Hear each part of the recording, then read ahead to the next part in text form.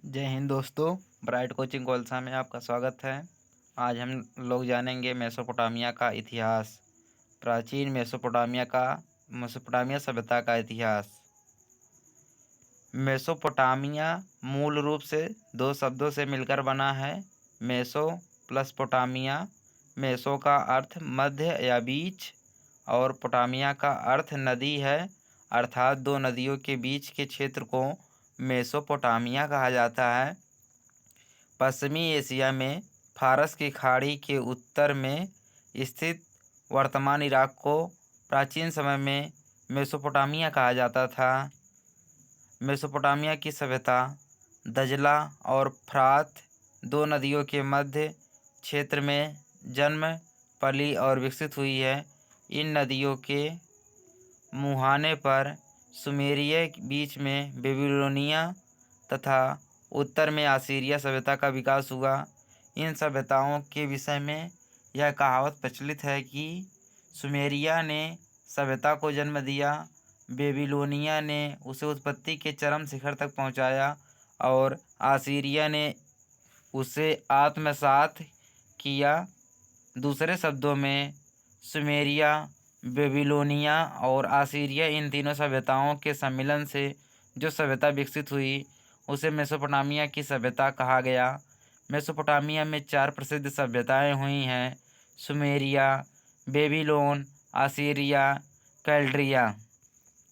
दो नदियों दजला और फ्रात के बीच की धरती पर इंसानी सभ्यता के पहले शहर बसे।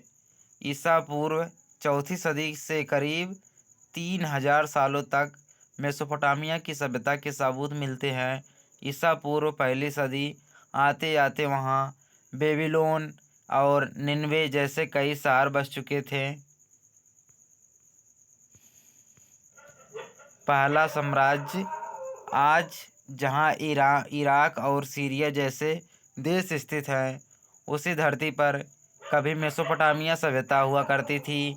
वह प्राचीन सभ्यता उत्तरी असीरिया और दक्षिणी बेबीलोनिया में विभाजित थी। फिर इसे निचले स्तर पर भी कई प्रांतों में बांटा गया था। ईसा पूर्व तीसरी सदी से इन छोटे इलाकों को मिलाकर एक साम्राज्य के रूप में साथ लाया गया। कृषि करने वाले पहले लोग औरतों ने ही खेती करने, घर बनाने की शुरुआत की। संग्रहकर्ता से शिकारी और फिर किसान और पशुपालक बनने तक का सफ़र ऐतिहासिक है। इस सभ्यता में इंसान की खेती करने और पशुओं को पालने के लिए पहले साक्ष्य मिलते हैं। उस समय सिंचाई के लिए व्यवस्था भी विकसित की गई और पशुओं के दूध से कई तरह के उत्पाद भी बनाने शुरू हुए। दिव्य पदानुक्रम। इस सभ्यता के लोग आस्तिक थे और कई सारे देवताओं को मानते थे। देवों को की भी श्रेणियाँ थी। सबसे बड़े देवता को उससे छोटे देवता पूजते थे। इस श्रेणी में सबसे अंत में आता था मानव, जिसे सबको पूजना होता है और सबकी आज्ञा का पालन करना होता था।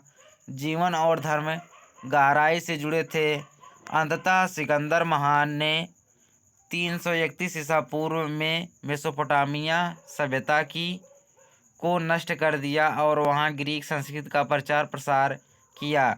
इसी के साथ मेसोपोटामियाई परंपराएं और जीवन दर्शन को खो गया। फिर उसे 1000 साल बाद फिर से खोद कर निकाला गया और अब इसे लुर्बे म्यूजियम में सहेज कर रखा गया है। लिया आर्वेस्ट या आरपी। सुमेरिया की सभ्यता 18वीं शताब्दी तक संसार इस महान मानव सभ्यता के ज्ञान से बहुत दूर था। 19वीं शताब्दी के प्रारंभ में इंग्लैंड व फ्रांस के पुराविदों ने इस सभ्यता को खोज निकालने में सफलता प्राप्त की। 1850 ईस्वी में अंग्रेजी पुराविद रॉलिंसन ने बाहिस्तीन के पास एक ऊंचे टीले पर ईरानी शासक डेरियस द्वारा उत्कीर्ण कराया गया एक शिलालेख इस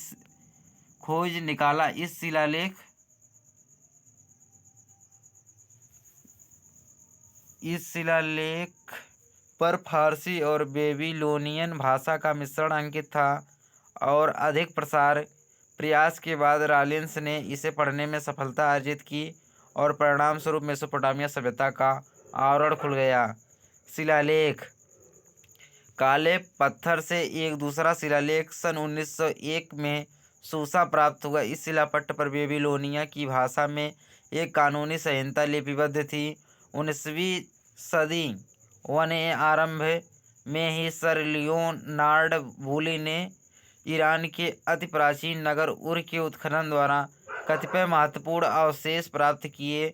इस नगर की खुदाई में मिट्टी की तख्तियाँ, इमारतों के खंडहर, विभिन्न कलात्मक वस्तुएं तथा शासकों की समाधियां आदि प्राप्त हुई।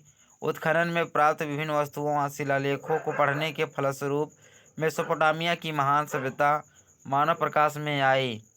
सभ्यता के मूल निवासी सुमेरियन सभ्यता के जनक कौन थे?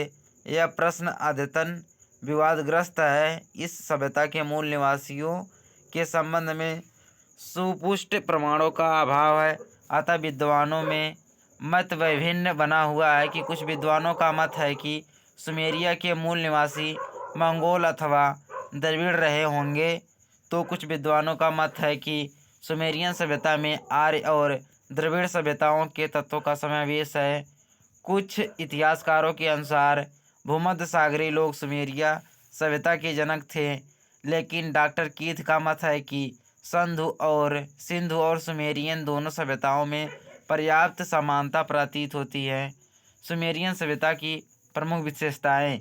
सुमेरियन सभ्यता प्राचीन विश्व की महानतम सभ्यताओं में से एक थी। खनन द्वारा प्राप्त पुरातात्विक सामग्री व विभिन्न शिलालेखों के आधार पर सुमेरियन सभ्यता का जो जीवंत रूप व विशेषताएं उभरकर सामने आई। सामाजिक जीवन।